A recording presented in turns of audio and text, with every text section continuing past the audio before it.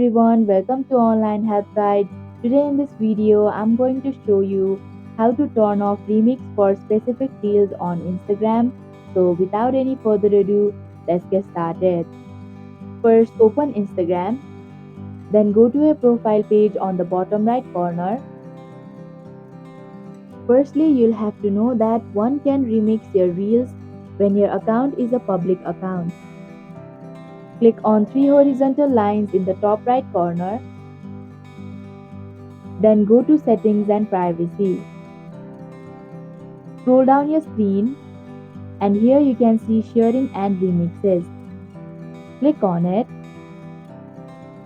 Scroll down your screen and here you can see options under what people can remix.